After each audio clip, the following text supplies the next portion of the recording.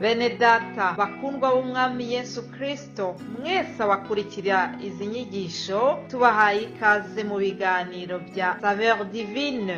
Ibi biganiro mu bitegurirwa n'abavugabutumwa bwiza batandukanye, akaba ari umuhamagaro ugendera ku ijambo ry'Imana byanditse mu gitabo cy'ubutumwa bwiza uko bwanditswe na Matayo ibice 24 umurongo wa 14. Kandi ubutumwa bwiza bw'ubwami buzigishwa mu isi yose ngo bube ubuhamya bwo guhamiriza amahanga yose, nibwo imperuka izahera ko ize. Ibi biganiro mubikurikira ku channel ya YouTube yitwa Saveur Divine. Tubifurije kugubwa neza. Imana Data ari nayo So ibaha umugisha.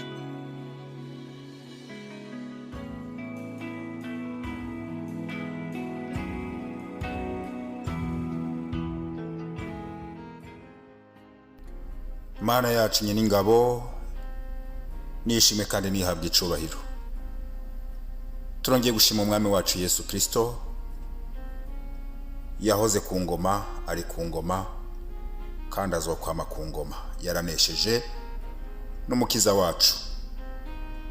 Ndabaramukije mu izina rya Yesu Kristo abo dukunze gusangira ijambo ry'Imana, kandi nawe uzumva rino jambo biciye mu kiganiro Saveur Divine.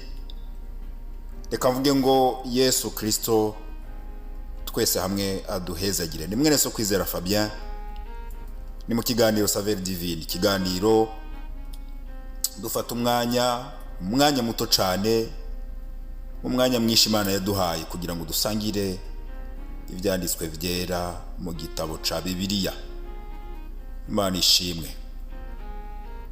Twongeye gushima Imana kuko amashimwe akwiye guhora mu mitima yacu, mu kanwa kacu, uko bukeye uko bwije. Iryo jambo twatangiranye uyu mwaka mu cyumweru cya mbere cyatangiriye uyu mwaka. Turabandanije rero cyumweru kigira kabiri muri uyu mwaka mushasha, na ntajyo dusangira ijambo ry'Imana.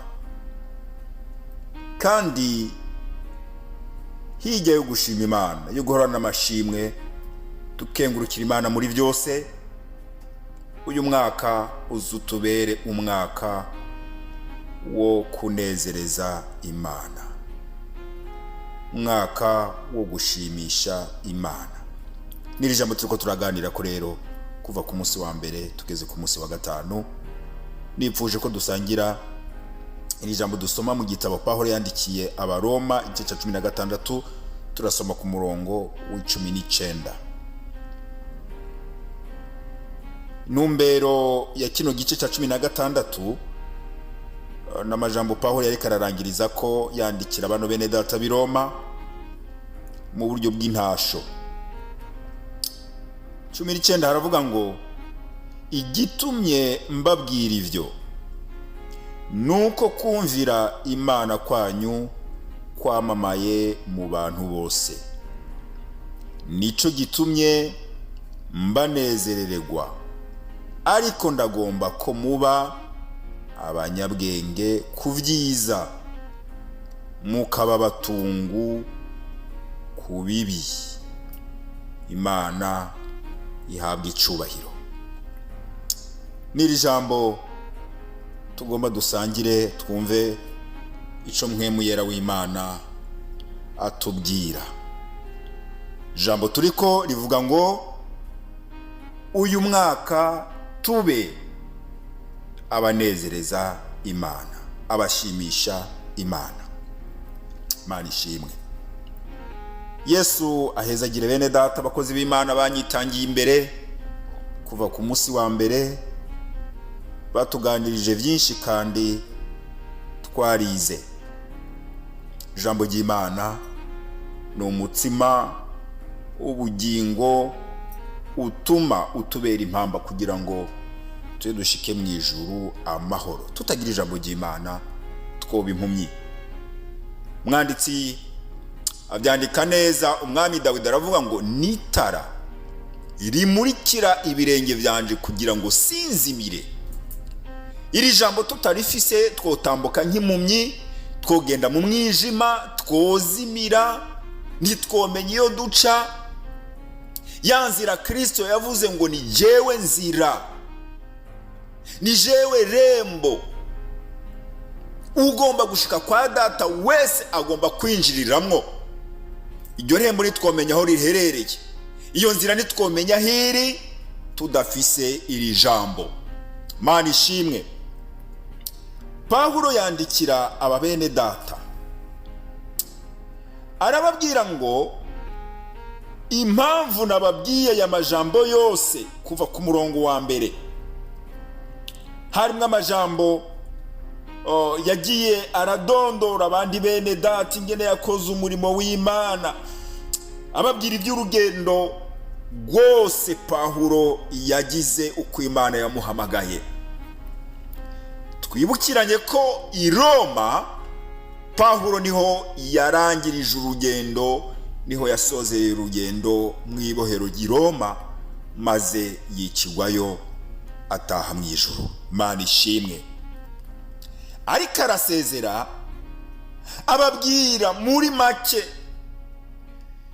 urugendo rwiwe ingene rwagenze, uko Imana yamukoresheje, abamugiriye neza, abo yasoromye ko ivyamwa bikwiranye no kwihana, abo yabonye ko ingeso nziza, abashingira intahe, abamubereye umugisha, abamubereye isoko ry'umugisha, bakamugirira neza, akabigira ko bakamufasha.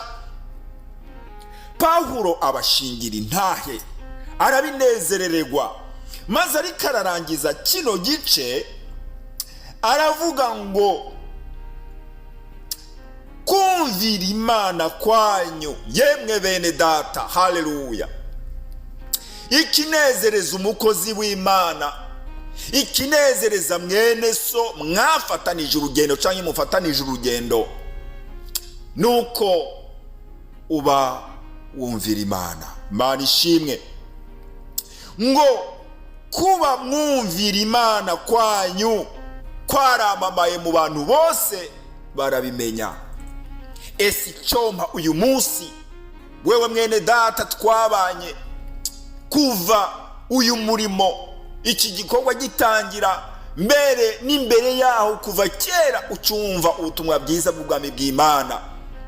Ese icyompa uyu munsi kumvira Imana kwawe kukamamara mu bakuzi bose, mbere no mu batakuzi, bakavuga ngo naka mu by'ukuri yumvira Imana, naka turamushingira intahe.